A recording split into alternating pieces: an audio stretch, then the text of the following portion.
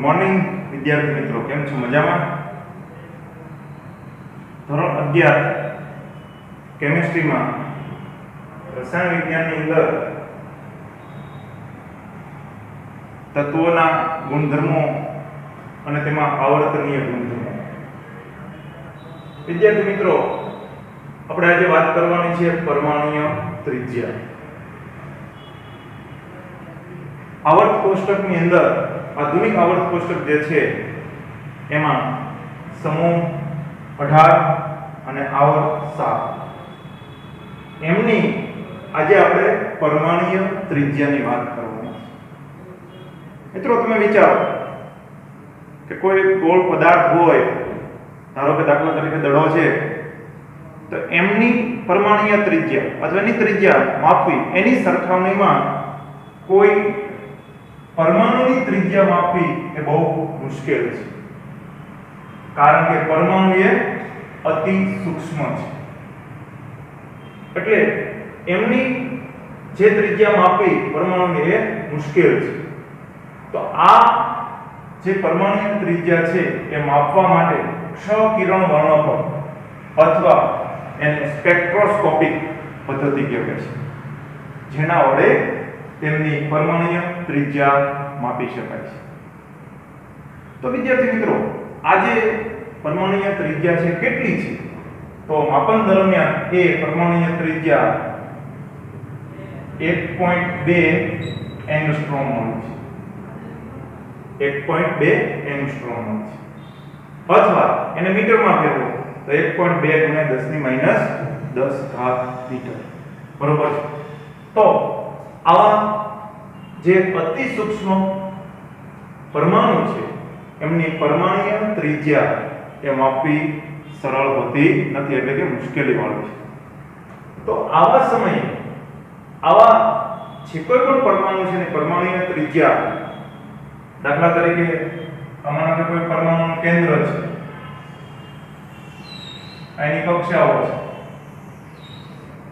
તો પરમાણુના કેન્દ્રથી ઇલેક્ટ્રોન જ્યાં તમને મળી આવે એ મળી આવવાનો જે વિસ્તાર છે, તો ત્યાં સુધીના વિસ્તારને અથવા એ અંતરને આપણે એની સંભાવના, તો એને આપણે કહીશું પરમાણુય ત્રિજ્યા. આ રહ્યો પરમાણુનું કેન્દ્ર. પરમાણુના કેન્દ્રથી ઇલેક્ટ્રોન, માનો ઇલેક્ટ્રોન અહીંયા હોય તો તો પરમાણુના કેન્દ્રથી ઇલેક્ટ્રોન અહીં સુધી જે આપણને મળી આવે છે એ મળી આવવાની સંભાવના સુધીના અંતરને પરમાણુય ત્રિજ્યા કહેવાય છે. તો પરમાણુય ત્રિજ્યા પરમાણુના કેન્દ્રથી, આ પરમાણુનું કેન્દ્ર છે, ઇલેક્ટ્રોન મળી આવવાની સંભાવના સુધીના અંતરને પરમાણુય ત્રિજ્યા. એ પછી અહીંયા મળી આવે, અહીંયા મળી આવે, અહીંયા કોઈ પણ જગ્યા પર મળી આવે, તો ત્યાં સુધીનું જે અંતર છે એને પરમાણુય ત્રિજ્યા કહે છે. વિદ્યાર્થી મિત્રો, ધાતુ પદાર્થ, અધાતુ તત્વો મતલબ પદાર્થ મતલબ તત્વો, અધાતુ તત્વો, ધાતુ તત્વો છે, તો એમની અંદર આવી જે પરમાણુય ત્રિજ્યાઓ છે માપવા માટે શું કરવાનું, કેવી રીતે? તો કે સૌથી પહેલા દાખલા તરીકે આપણે વાત કરીએ કે ભાઈ કોઈ અધાતુ તત્વ ક્લોરીન છે, આ ક્લોરીન અણુ છે. હવે એ અણુમાં રહેલા પરમાણુ, ક્લોરીન પરમાણુની ત્રિજ્યા માપી તો ક્લોરીનનું પરમાણુ ક્રમાંક 17, ઇલેક્ટ્રોન રચના આ K L M 2 8 7. એક ક્લોરીનનો પરમાણુ છે, એનો પરમાણુ ક્રમાંક 17 છે, ઇલેક્ટ્રોન રચના 2 8 7 છે. હવે તો આ જે ક્લોરીન છે પોતાની અષ્ટક રચના પૂર્ણ કરવા માટે, માનો કે એક ક્લોરીન પરમાણુ છે, તેની બાહ્યતમ કક્ષામાં 7, 1 2 3 4 5 6 અને 7. એવી જ રીતે એક ક્લોરીનનો બીજો પરમાણુ, એમની પણ બાહ્યતમ કક્ષામાં 7 2 3 4 5 6 અને 7. તો આવા સમયે આ જે પરમાણુ અતિ સૂક્ષ્મ છે તો એની પરમાણુય ત્રિજ્યા માપવી બહુ મુશ્કેલ છે. ત્યારે અહીં આ જે ક્લોરીન પરમાણુ છે પોતાની અષ્ટક રચના પૂર્ણ કરવા માટે એક ઇલેક્ટ્રોન મેળવશે, મતલબ ભાગીદારી કરશે. તો આ ક્લોરીન પરમાણુ પાસે પણ એક છે, તો બંને એક એક ઇલેક્ટ્રોનની ભાગીદારી અને ઇલેક્ટ્રોનની ભાગીદારી દ્વારા રચાતા બંધને કયો બંધ કહેવાય છે? સહસંયોજક બંધ કહેવાય. એટલે અહીંયા આ ક્લોરીન પરમાણુ છે, તમે જુઓ એની અષ્ટક રચના પૂર્ણ થાય. તમે જુઓ થઈ ગયું 1 2 3 4 5 6 7 અને 8. એ જ રીતે આ ક્લોરીન પરમાણુની પણ એ અષ્ટક રચના પૂર્ણ થાય. તમે જોઈ શકો જો બે ઇલેક્ટ્રોનની ભાગીદારી અને ઇલેક્ટ્રોનની ભાગીદારી દ્વારા રચાતા બંધને સહસંયોજક બંધ કહે છે. અષ્ટક રચના બંનેમાં પૂર્ણ થઈ. તો અહીંયા આપણે લખી શકાય આ Cl2 અણુ છે. તો આ જે Cl2 અણુ બને છે તે જે Cl2 અણુ છે એમની અંદર અહીંયા આપણે જોઈ શકીએ તો આ બંને વચ્ચેનો હવે જનરલી એવું હોય કે માનો કે આ એક પરમાણુ છે અને એમની સાથે આ એક કોઈ તો પરમાણુના કેન્દ્રથી ઇલેક્ટ્રોન મળી આવવાની સંભાવના સુધીનું અંતર તેને આપણે ત્રિજ્યા કહીએ છીએ, તેને r વડે દર્શાવીએ. હવે આ જ ત્રિજ્યા આ બાજુ હોય તો 2r, તો અહીંયાથી અહીંયા સુધીનું અંતર એને આપણે શું કહીએ છીએ? વ્યાસ d, અથવા તો અહીંયા હું તમને નીચે દર્શાવી શકું અહીંયાથી અહીંયા સુધીનું અંતર આ એને આપણે વ્યાસ કહીએ છીએ, જેની સંજ્ઞા કોણ છે? d. તો અમારે આ પરમાણુનું ત્રિજ્યા જોતી હોય તેને અડધી કરવી પડે. એનો મતલબ એવો છે d/2. તો પરમાણુની ત્રિજ્યા કેન્દ્રથી તો હવે તો એનો જે વ્યાસ મળ્યો એ પરમાણુનું કેન્દ્ર છે તેના સરેરાશ મૂલ્યનો અડધું અંતર થાય. તમે જુઓ d/2. માનો કે આ વ્યાસ એનો 100 હોય તો એની પરમાણુની ત્રિજ્યા 100/2 એટલે 50. તો અહીંયા પણ એ જ રીતે બન્યું. તમે જુઓ આપણી પાસે ક્લોરીનના બે પરમાણુ, આ પરમાણુનું કેન્દ્ર, આ બીજું પરમાણુનું કેન્દ્ર. તો એમનાથી અહીંયા સુધીનું અંતર આ ક્લોરીન, અહીંયાથી અહીંયા સુધીનું અંતર તો જો r થઈ ગયું. એટલે એને આપણે લઈએ તો આ સરેરાશ આની ત્રિજ્યા એટલે આ કોણ થઈ ગયું? d વ્યાસ અને એનું અડધું અંતર એટલે d/2. તો કોઈ પણ પરમાણુની ત્રિજ્યા તો આ અધાતુ તત્વ છે ક્લોરીન, તેમાં ઇલેક્ટ્રોનની ભાગીદારી છે અને ત્યારે એમાં આપણને પરમાણુની ત્રિજ્યા અને ઇલેક્ટ્રોનની ભાગીદારી દ્વારા રચાતો બંધ એટલે સહસંયોજક. એટલે એમાં એ જે પરમાણુની ત્રિજ્યા છે એનો પહેલો ભાગ પડ્યો સહસંયોજક ત્રિજ્યા. કઈ ત્રિજ્યા વિદ્યાર્થી મિત્રો? સહસંયોજક ત્રિજ્યા. તો આ સહસંયોજક ત્રિજ્યા છે, બરોબર. તમે જોઈ શકો પરમાણુના કેન્દ્રથી બે વચ્ચેનું સરળ. તો અહીં આપણે જોયું કે સહસંયોજક ત્રિજ્યા કોને કહીશું? તો કે સહસંયોજક અણુમાં એકલ બંધથી જોડાયેલા આ રહ્યો આ સહસંયોજક અણુ, એમાં અહીં એકલ બંધથી જોડાયેલા દેખાય એકલ બંધથી જોડાયેલા બે અધાત્વીય પરમાણુના કેન્દ્રો. બે અધાત્વીય કોણ હતા? ક્લોરીન. એ ક્લોરીન વચ્ચેના અંતરના સરેરાશ અડધા મૂલ્ય, આ અંતર એના સરેરાશના અડધા મૂલ્યને તે પરમાણુની કઈ ત્રિજ્યા કહેવાય? સહસંયોજક ત્રિજ્યા કહે છે. અને સહસંયોજક ત્રિજ્યા એટલે d/2 વ્યાસ ભાગ્યા 2. તમે જુઓ છે યસ આ રીતે. અહીંયા મેં એનું ઉદાહરણ તરીકે તમે સમજાવો. ક્લોરીન અણુમાં સહસંયોજક ત્રિજ્યા d/2.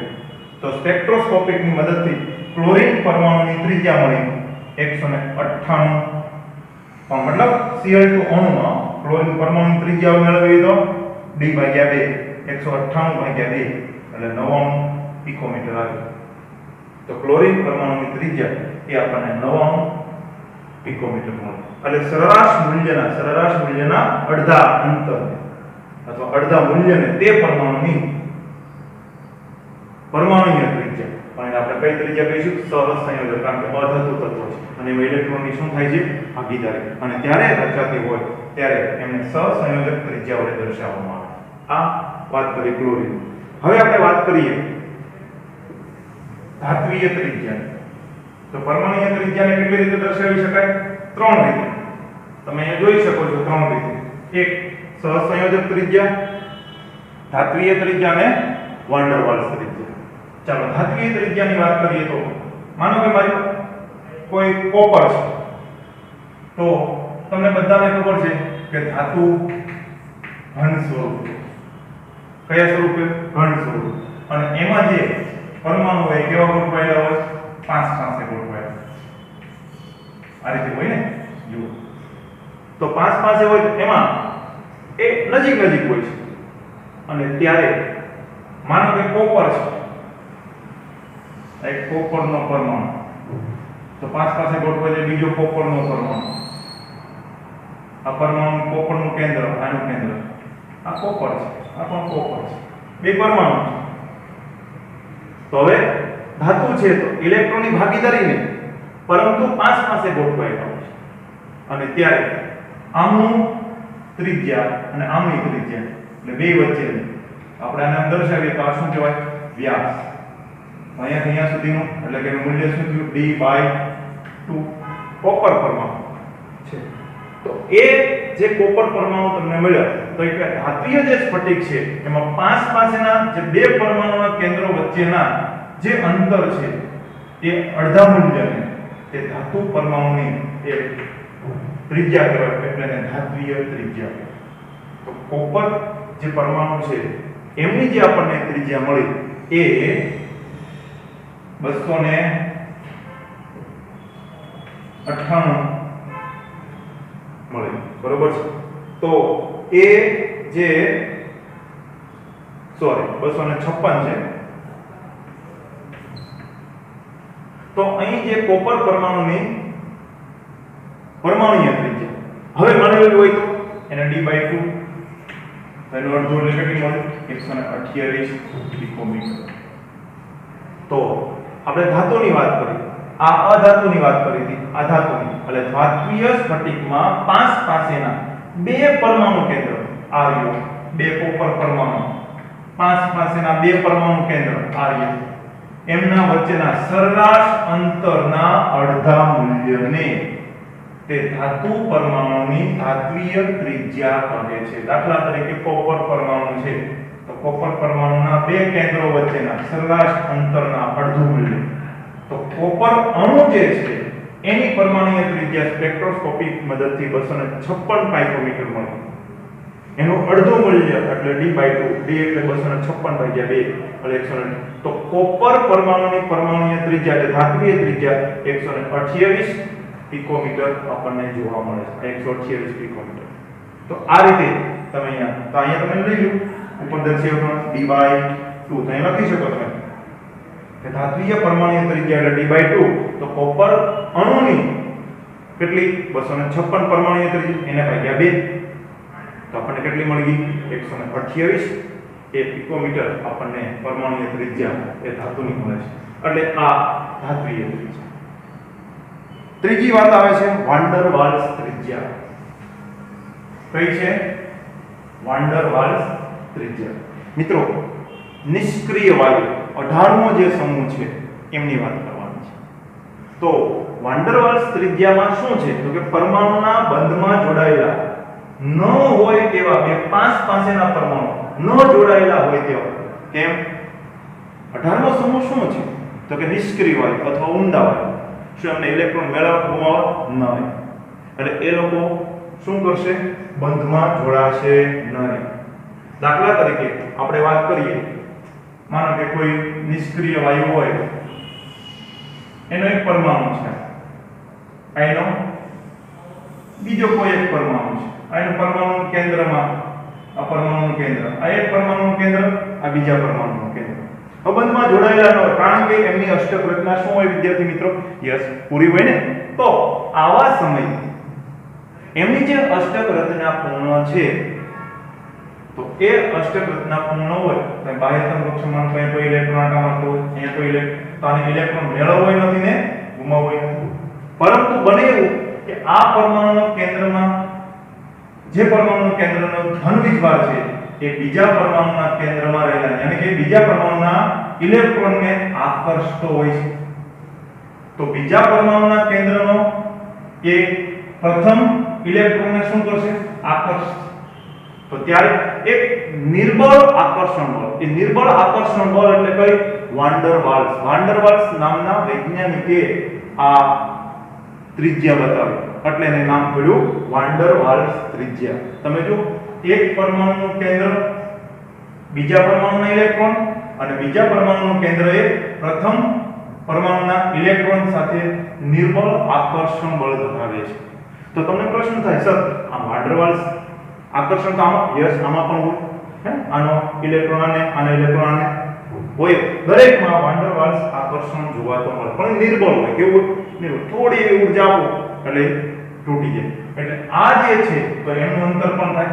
તમે જુઓ તો વાન ડર પરમાણુના બંધમાં જોડાયેલા ન હોય એટલે બંધમાં જોડાયેલા નથી જો અને તેવા બે 5 પાસેના પરમાણુ વચ્ચેના અંતરના અડધા મૂલ્ય આ બે 5 પાસેના શું બંધમાં જોડાયેલા છે?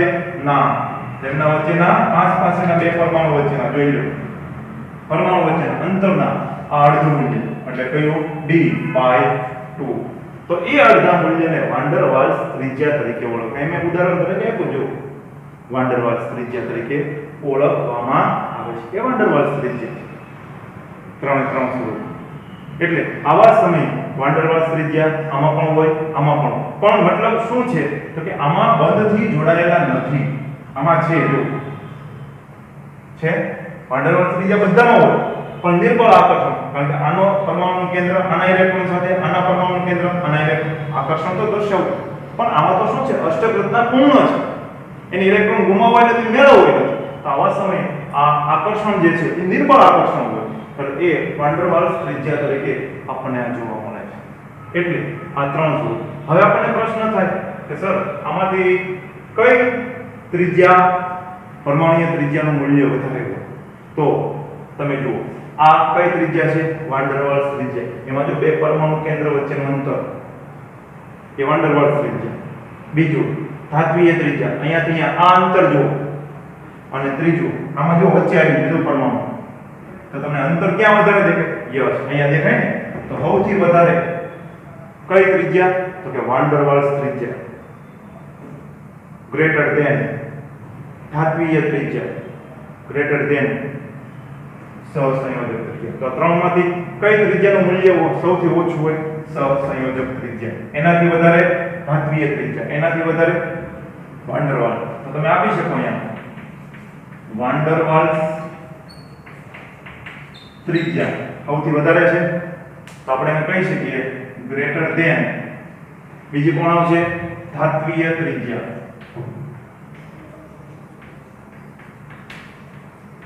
અને સૌથી ઓછી ત્રિજ્યા એ સહસંયોજક ત્રિજ્યા. કઈ ત્રિજ્યા?